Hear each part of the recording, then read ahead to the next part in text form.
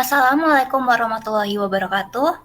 Perkenalkan, nama saya Kiara Maharani dengan teman saya Prada Rania dan Vegu Kurniawati akan menyampaikan materi tentang kekerasan seksual. Pertama-tama, apa sih kekerasan seksual itu?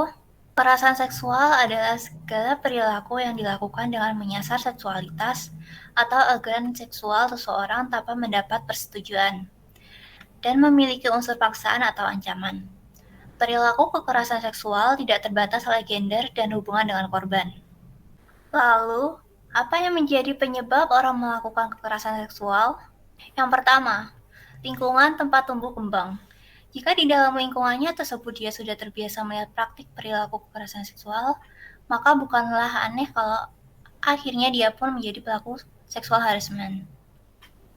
Yang kedua, punya otoritas dan kekuasaan. Cukup banyak orang yang ketika memiliki kekuasaan dan otoritas lebih tinggi dibanding orang lain, maka akan bertindak seenaknya. Dalam hal ini, termasuk berperilaku buruk dan melakukan pelecehan seksual, baik dalam bentuk tindakan maupun kata-kata. Yang ketiga, keluarga dan pernikahan kurang harmonis. Besar di keluarga yang kurang harmonis, kemudian ketika menikah juga kehidupan pernikahannya kurang berjalan dengan baik, bisa jadi pemicu seseorang melakukan tindakan yang merujuk pada pelecehan seksual. Hal ini bisa terjadi akibat ketidakpuasan pelaku dalam kehidupan keluarganya, stres atau berada dalam tekanan emosional yang membuat dia mencari pelarian dengan melakukan hal-hal kurang terpuji kepada orang lain. Kemudian, kepedulian masyarakat masih rendah. Terjadi karena tingkat kepedulian masyarakat dan lingkungan sekitar yang sangat rendah. Hal itulah mengapa pelaku dapat dengan leluasa mencari korban. Dan yang terakhir, hukum tanpa efek jerah. Penegakan hukum yang tidak efektif dan tidak memberikan efek jerah bagi pelaku, bahkan banyak kasus pelecehan dan kekerasan seksual baik umum maupun pada anak-anak, seringkali proses hukumnya tidak ada kejelasan. Yang perlu diperhatikan adalah kekerasan seksual yang dialami oleh korban dapat berdampak dalam jangka panjang, misalnya hilang rasa kepercayaan pada orang dewasa, trauma secara seksual, perasaan tidak berguna, dan stigma yang menghantui. Karena dapat berpengaruh secara mental maupun fisik, kasus penyebab kekerasan seksual harus mendapat perhatian yang serius dari berbagai lingkup, mulai dari keluarga yang dapat melindungi hingga penegak hukum yang memberikan efek jerah kepada pelaku. Lalu, dampak kekerasan seksual. Yang pertama adalah gangguan makan. Entah nafsu makan meningkat atau berkurang, perilaku ini dianggap sebagai pelampiasan agar seorang memperoleh kembali kendali atas tubuhnya, terutama setelah dilecehkan secara seksual. Beberapa gangguan makan kerap terjadi seperti anoreksia nervosa, bulimia nervosa, hingga binge eating.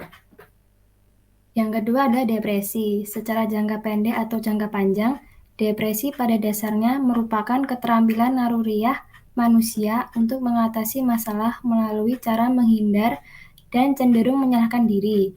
Korban yang depresi biasanya akan selalu menyesal, merasa bersalah, dan akhirnya menilai dirinya layak jadi korban. Lalu, disosiasi atau upaya menarik dan melepaskan diri adalah mekanisme pertahanan yang digunakan otak untuk mengatasi trauma seksual abuse atau seksual harassment. Korban biasanya akan sulit ada di dunia nyata dan menghabiskan waktu dengan melamun. Anak-anak korban pelecehan seksual berpeluang besar melakukan disosiasi saat dewasa. Lalu RTS atau Rape Traumatic Syndrome. RTS merupakan dampak negatif pada korban pelecehan seksual sebagai kondisi gangguan mental turunan dari PTSD. Penyintas biasanya cenderung merasa mudah gemetar, mual, nyeri di sekujur tubuh, infeksi kandung kemih, hingga penyakit kelamin menular. Yang terakhir adalah HSDD atau Hypoactive Sexual Desire Disorder. HSDD merupakan kondisi medis yang menandakan seorang punya hasrat seksual rendah.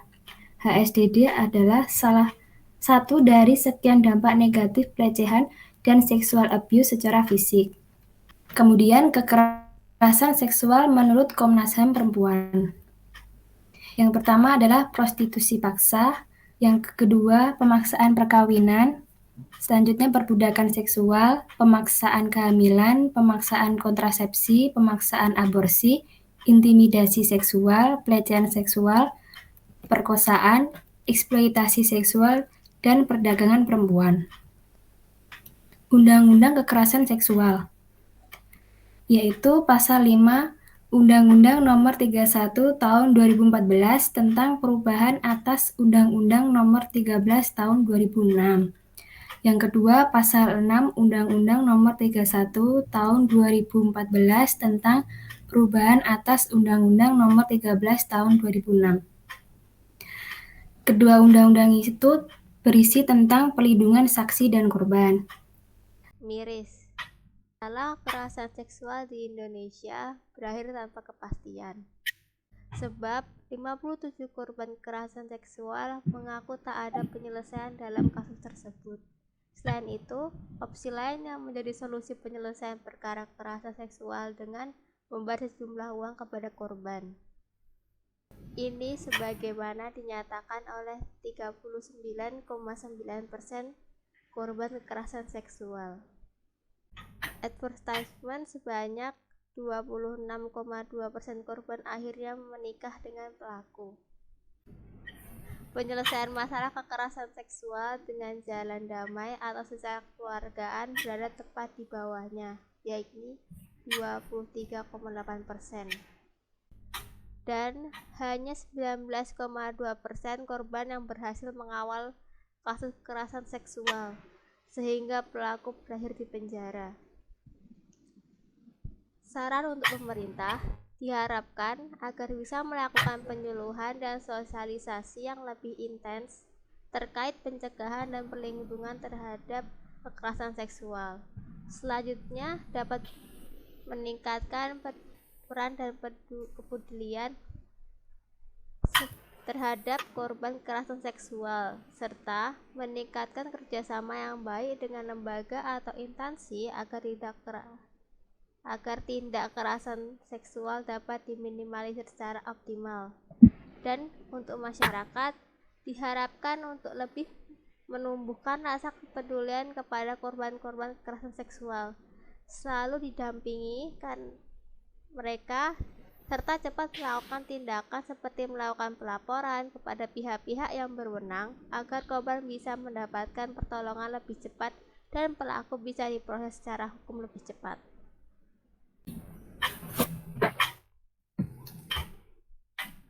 Lalu, bagaimana cara menghindari? Yang pertama, selalu bersikap waspada. Yang kedua, membekali diri. Yang ketiga, melakukan perlawanan. Dan yang keempat, belajar dari kasus yang ada. Kekerasan baik secara fisik maupun seksual sangat tidak dibenarkan oleh siapapun. Namun, kita dihimbaukan untuk sangat berhati-hati dan selektif dalam memilih teman bergaul. Karena dengan siapapun pergaulan itu dilakukan, maka akan sangat berpengaruh bagi kehidupan selanjutnya. Jangan mudah percaya dengan individu yang baru dikenal, karena individu punya banyak karakteristik dalam hidupnya. Jadi jangan mudah percaya akan janji manis yang diucapkan seseorang, terutama orang yang baru dikenal.